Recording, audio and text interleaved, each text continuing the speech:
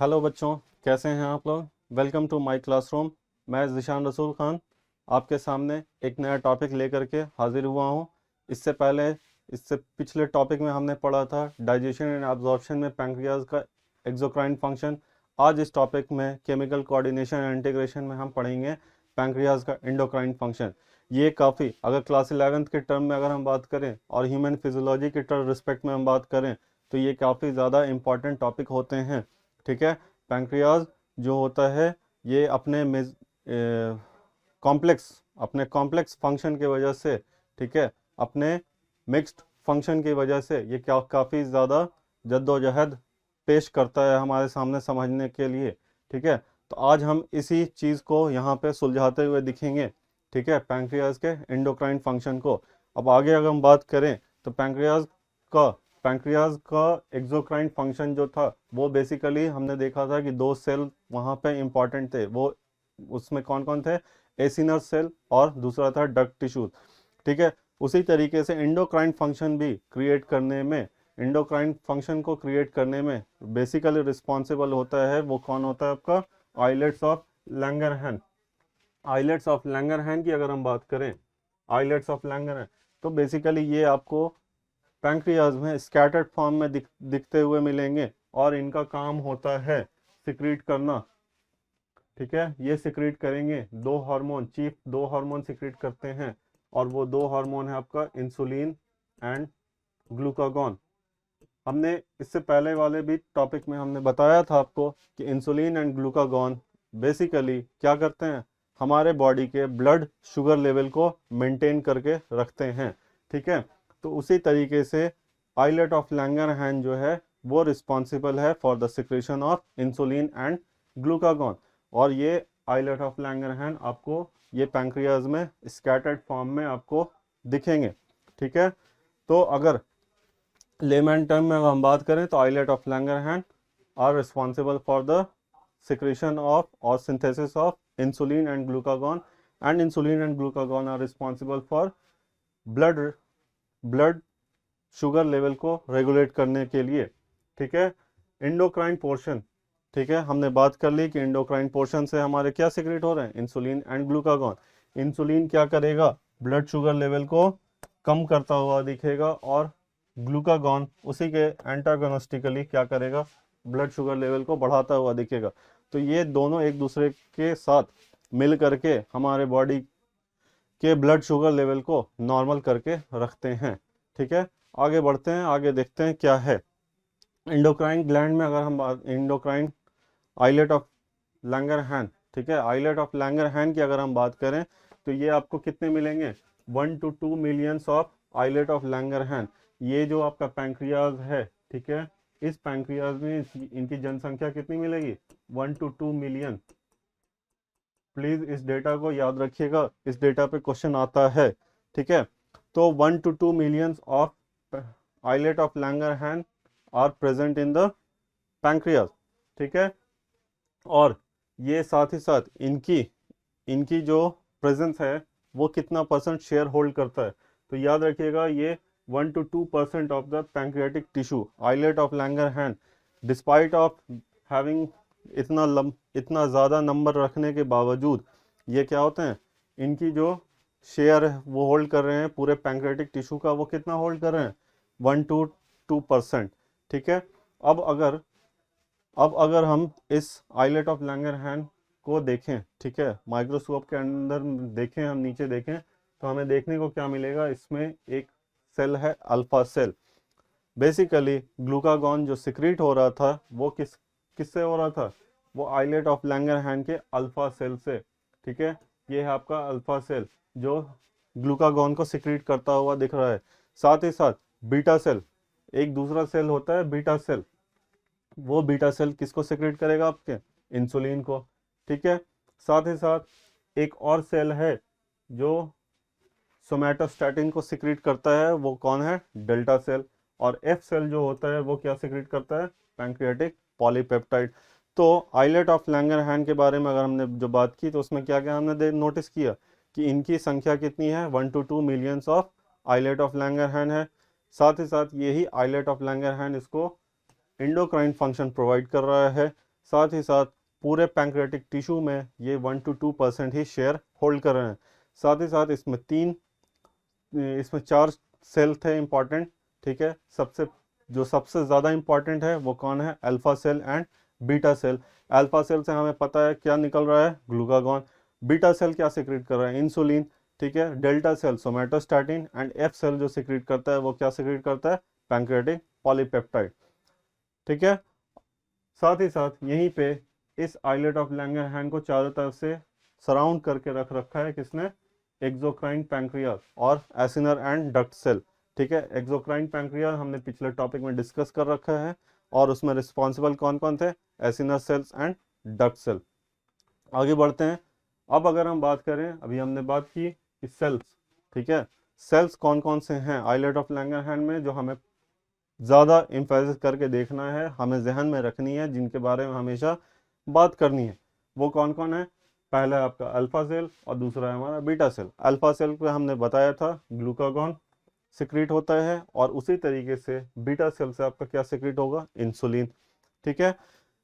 Glucagon के बारे में ज़रा बात कर लें तो याद रखिएगा, इंपॉर्टेंट बात, मोटी मोटी बातें, ठीक है, और काफ़ी इंपॉर्टेंट रखती हैं। वो क्या है, वो इसका नेचर क्या है, ये पेप्टाइड हार्मोन है, ठीक है।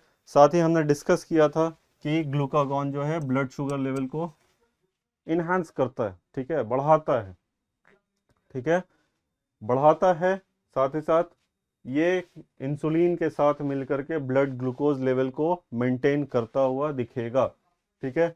यहाँ पर एक सिमेटिक डायग्राम आपके सामने है, प्लीज़ इसको देख लीजिए, समझ लीजिए, तो चीज़ें और साफ हो जाएंगी। अब यहाँ से पैंक्रियाज ने ग्लूकागॉन सिक्रीट करा, ये कहाँ गया, लीवर के सेल्स पे काम कर रहा है, ठीक है, हेपेटोसाइट्स पे, एडिपोसाइट्स पे, और ये क्या करेगा, ग्लाइकोजेन का ब्रेकडाउन कराएगा और ग्लूकोज का blood sugar level maintain rise करवाएगा, ठीक है। ब्लड वेसल्स में ग्लूकोज का रिलीज करा के, ग्लाइकोजेन का ब्रेकडाउन करा के ब्लड शुगर लेवल को रेज कराएगा, ठीक है। इसके एक्शन को, इसके मैकेनिज्म को अगर हम देखें तो हमें देखने को मिलेगा कि ग्लूकागॉन बेसिकली एक हाइपरग्लाइसेमिक हार्मोन है, ठीक है। इसके फंक्शन के बेसिस पर अगर हम बात करें तो glucagon is basically hyperglycaemic hormone. ये इसका एक्शन कहाँ होता है, इसका एक्शन होता है हेपेटोसाइट पे, ठीक है, लीवर के सेल्स पे, हेपेटोसाइट पे। फिर क्या करेगा, ये ग्लाइकोजिनोलाइसिस जनरेट कराएगा, जिसे ये हेपेटोसाइट पे ये एक्शन जनरेट करेगा, उसके एवज में आपको इसका इफेक्ट क्या देखने को मिलेगा, ग्लाइकोजिनोलाइसिस। इसके बाद क्या हो जाएगा, ब्लड शुगर लेवल बढ़ जाएगी, ठीक है। साथ ही साथ दूसरा क्या है, इसके अलावा अगर हम बात करें तो ग्लूकोनियोजेनेसिस का मतलब होता है न्यू ग्लूकोज का फॉर्मेशन, ठीक है। और नए ग्लूकोज का फॉर्मेशन करा रहा है तो इसके वजह से भी ये क्या करेगा, ब्लड शुगर लेवल को बढ़ा रहा है। इसलिए ये दोनों जगह पे हमने देखने को मिला और हम कंफर्म हो गए कि ये हाइपरग्लाइसेमिक हार्मोन है।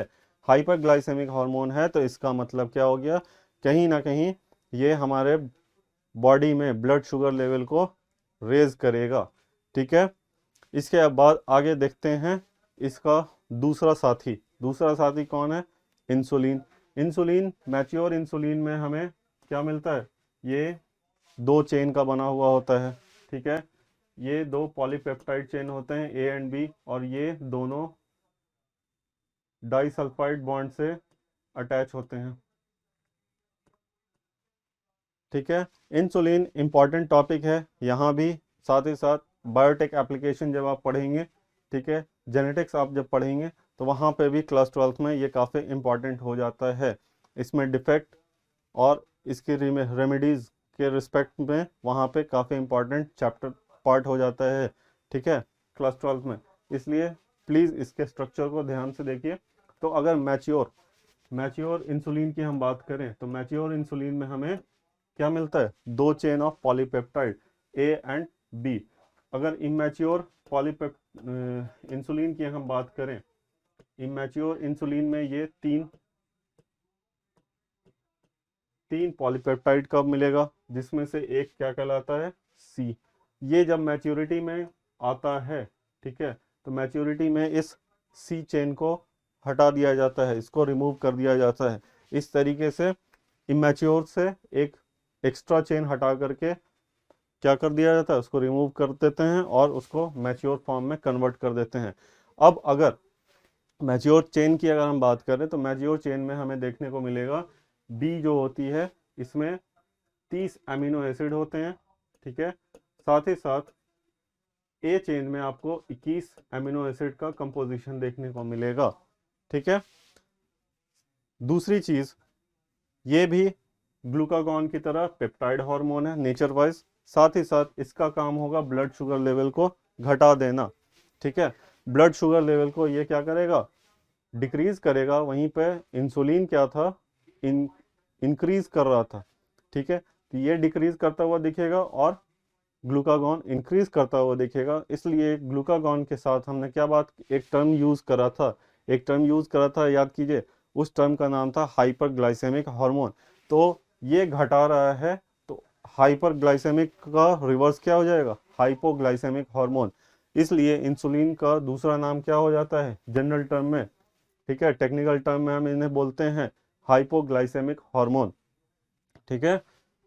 आगे बढ़ते हैं, इसका मैकेनिज्म देख लें किस तरीके से ये एक्शन करता है। तो याद रखिएगा इंसुलिन जो है ये हेपेटोसाइट एंड एडिपोसाइट, ये सिर्फ और सिर्फ लिवर हेपेटोसाइट पे ही काम नहीं करता है, ग्लूकागॉन की तरह ये एडिपोसाइट पे भी काम करता हुआ दिखेगा और ये अपना हाइपोग्लाइसेमिक नेचर शो करेगा।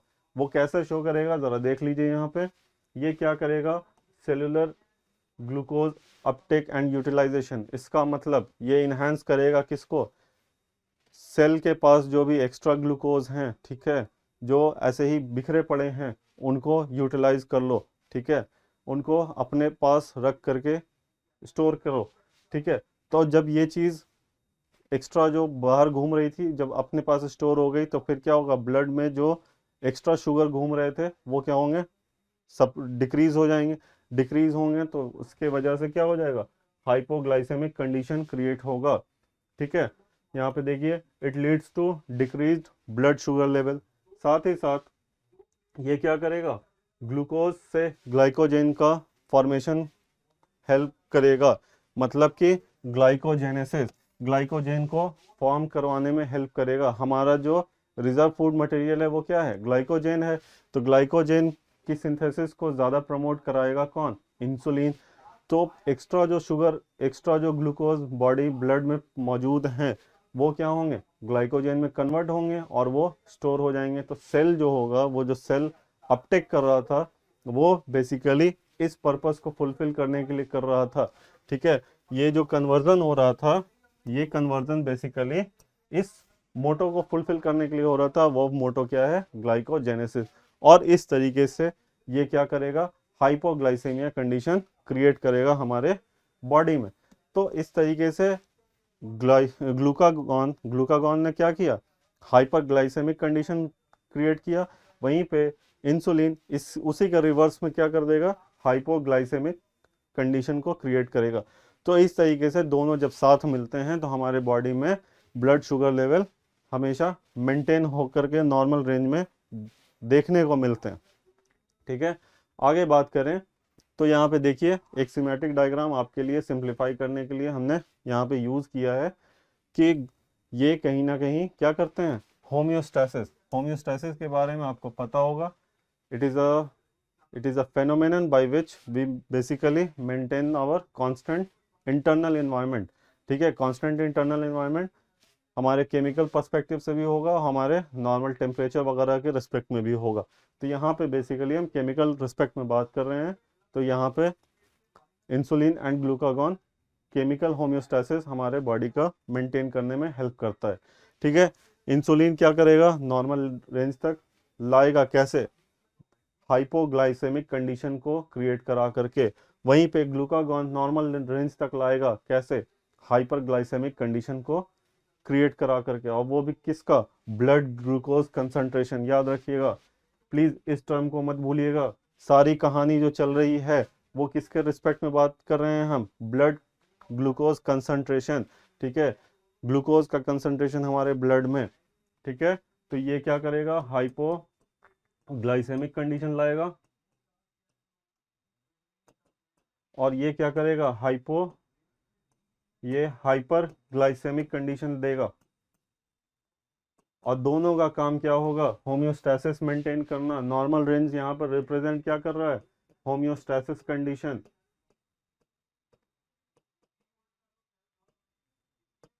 ठीक है। एंड होम्योस्टैसिस क्या है, it is a phenomenon by which we maintain our constant internal environment, ठीक है। आगे बढ़ते हैं। अब एक चीज हमें बहुत ज़्यादा देखने को मिलती है, और आज के लाइफ स्टाइल की वजह से हमें बहुत ज़्यादा देखने को मिल रहा है, और वो क्या है, एक डिफेक्ट। और ये डिफेक्ट का नाम क्या है, डायबिटीज़ मेलाइटस, ठीक है। डायबिटीज़ मेलाइटस बेसिकली बॉडी में एक ऐसा कंडीशन हो जाता है जहाँ पे पेशेंट पेशेंट जो है वो एक्स्ट्रा ग्लूकोज को वो अपने बॉडी में ग्लाइकोजेन में कन्वर्ट नहीं करता हुआ दिखेगा, ठीक है। और वो उस कंडीशन को क्या कहते हैं हम, हाइपरग्लाइसेमिया। तो बेसिकली यहाँ पे इंसुलिन अपनी फंक्शन के हिसाब से वो इनकैपेबल होता हुआ दिखता है, ठीक है।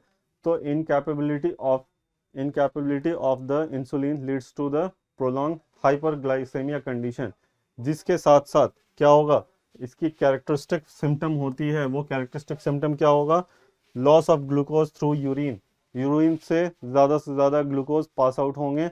साथ ही साथ बॉडी में toxic toxic substance ketone bodies का फॉर्मेशन हो जाएगा, ठीक है। इसके और भी सारे सिम्टम हैं, ठीक है, जैसे फ्रीक्वेंट यूरिनेशन, ठीक है, वेट लॉस वगैरह वगैरह, ठीक है, आई साइट में भी डिक्रीज, ठीक है। बहुत तरह की सिम्टम्स हैं। खास करके जो चीफ सिम्टम है वो क्या है, प्रेजेंस और लॉस ऑफ ग्लूकोज, ठीक है, loss of glucose through urine, ठीक है। साथ ही साथ कीटोन बॉडीज का फॉर्मेशन। ये दो चीफ सिम्टम में से हैं जो इंडिकेट करते हैं कि patient is whether suffering from diabetes mellitus और नॉट, ठीक है। अब अगर पेशेंट वैसा हो गया तो उसका ट्रीटमेंट कैसे करेंगे, तो बेसिकली डॉक्टर ऐसे पेशेंट्स को किस एक ट्रीटमेंट प्रोवाइड करते हैं, और वो ट्रीटमेंट क्या है, इंसुलिन थेरेपी।